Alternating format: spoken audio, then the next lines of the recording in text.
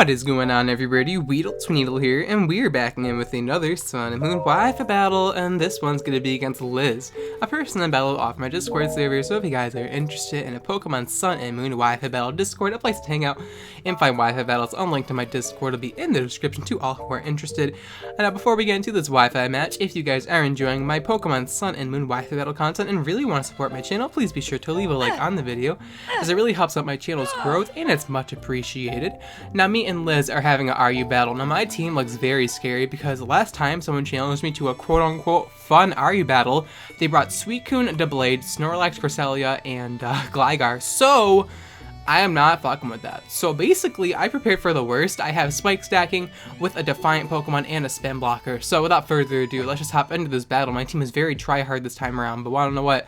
RU is not a tier you wanna like take lightly, because the Pokemon in this tier are absolutely insane.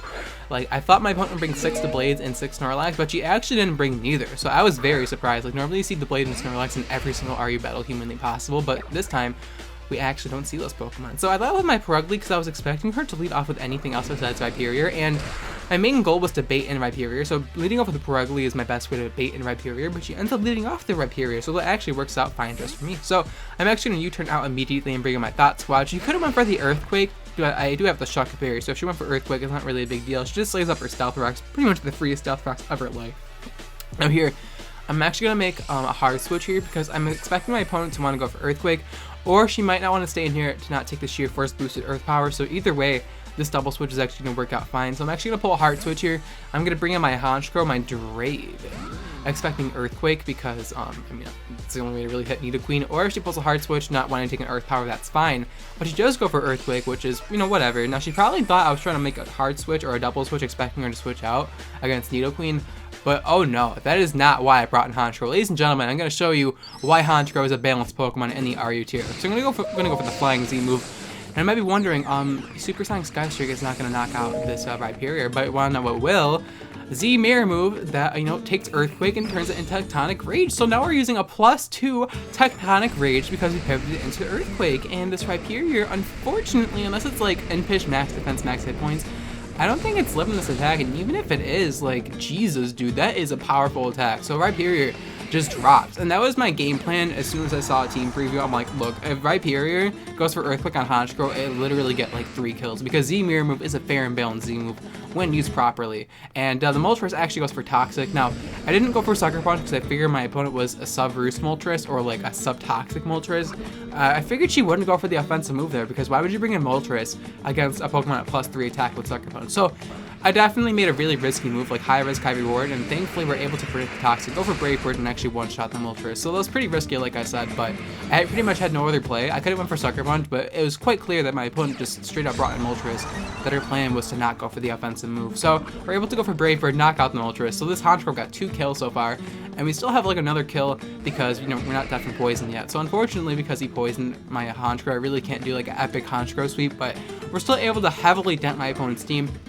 I was debating on going for Rooster expecting Spiky Shield, but I figured if she had Spiky Shield, she would have went for it, or she would have brought in Chestnut first, but I guess that really doesn't make much sense. But if she had Spiky Shield, I wouldn't have been able to get the Brave Bird off, so I would have lived the following turn anyway, so it really wasn't a big deal if she got the Spiky Shield off. So we're actually able to get 3 kills with Draven, so Draven's popping off, man. And we actually got 3 kills with this Honchkrow, which is insane, man. The Honchkrow set's so fucking broken. Now, my opponent's gonna bring in Flygon as I have my Thought Squad. Now, one thing I noticed while I made this team was that, wow, I'm really weak to ground. So I decided that I should give my Nidoqueen a Shuckle Berry. Shuckle Berry is usually how I resolve my ground weaknesses, because I usually have a very bad ground weakness. I don't know why, just when I battle, I always have like 8 things weak to ground, or just no ground resist in general. So I decided that I should give Nidoqueen a Shuckle Berry just to deal with other ground types, since we do have Ice Beam / Earth Power respectively to deal with ground types. So this Flygon literally gets sniped, and that's why when I brought in Nidoqueen against the Rhyperior earlier, I really wasn't afraid of her like predicting me to bring in the Nidoqueen going for Earthquake, because it did have the Shuckle Berry to begin with, and that was just my big elaborate plan to get that Honchkrow to pop off. So now I bring in my What Scooter here, expecting her to go for Sleep Powder or like Giga Drain or something, as I do have Sap Sipper, as we're able to absorb that pretty easily. Now my opponent opponent is pretty far behind right now. We're currently on 5-2, so my opponent has to pull a miracle to actually come back in this game. So she's gonna pull a switch into her Milotic, her last Pokemon, her legit shiny Milotic, which looks really cool. I just don't understand why they gave shiny Milotic like everything blue, but their antennas is just red. Like, why not just make those blue as well? Like, I don't know if shiny Milotic's antennas or regular Milotic's antennas are red. I'm assuming they are, but like shiny Milotic's antennas are red as well, which really like it does not belong in the sprite. Like, I don't know, it just looks out of place to me, but that's just my opinion. Maybe it looks cool to some people. But yeah, the Milotic's gonna go for the Toxic, so she's trying to hit me up with some Jimmy strategies at the moment, but unfortunately, when you have the broken cheese moves such as Z moves and, you know, weakness policy, Toxic will not save you. Sludge Bomb, I was fishing for some poison hacks there, but we didn't quite get it. And now I'm thinking she might want to switch into the Roserade here to pivot into Sludge Bomb so she wouldn't get poisoned with Milotic, but at the same time, she might have Marvel Scale, so she might want to get poisoned, but I don't really care if she has Marvel Scale, because if I get Milotic poison, that's just residual damage every turn, which is pretty handy. So here she just goes for Scald for no reason. I didn't think she'd go for Scald there because I'm Assault Busted, so I go for Dragon Tail, expecting her to make a hard switch, but she just stays in. But that's fine, we're able to Dragon Tail her out and bring in the Roserade, which really can't do anything to me anyways because I'm Assault Busted, so like, I mean, it can do some damage to me, but like, it really can't do all that much. Like, Assault Bust Groot is really bulky. Like, I use this shit so much in X and Y, and Sun and Moon's pretty good as well. It just really can't take all that many attacks, but it's still pretty bulky.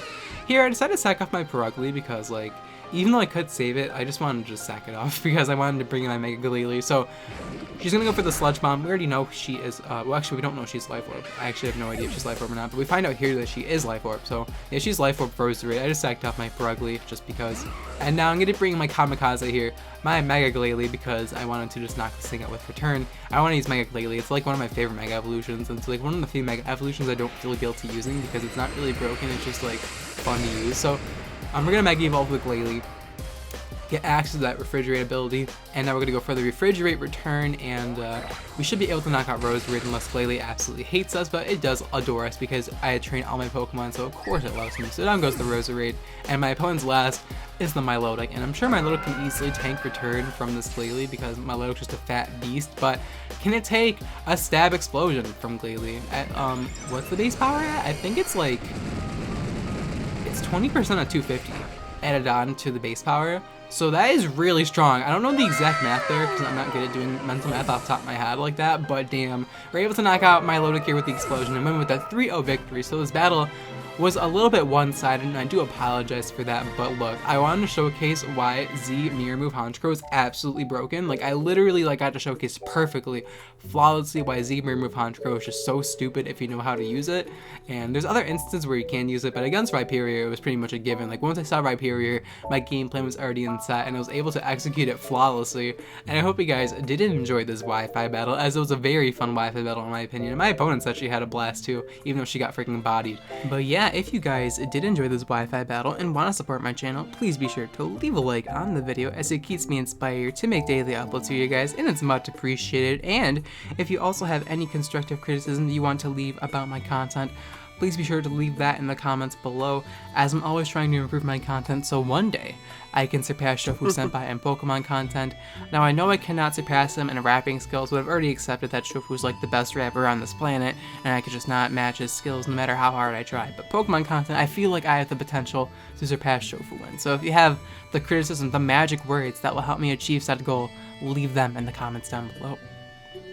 But yeah, the question of the day is going to be, what is your favorite Z-move user to use at the moment? Let me know in the comments down below. If there's like a certain Pokemon with a certain Z-move you enjoy using a lot, if there's just a Pokemon that you enjoy using Z-moves on in general.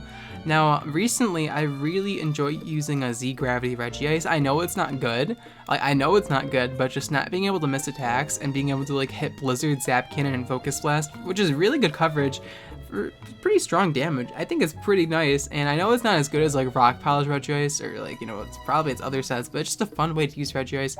I also really like Z-Snatch Mightyana. I have not used that recently, but it's just so fun to use because no one expects it. They're expecting Sucker Punch, and they always go for the setup move or the recovery move. You snatch their weave, and then you freaking destroy them, because I've snatched like Shell Smashes before, I've snatched Sword Stands, I've snatched like Aurora Veil once. It is some fun stuff to try out.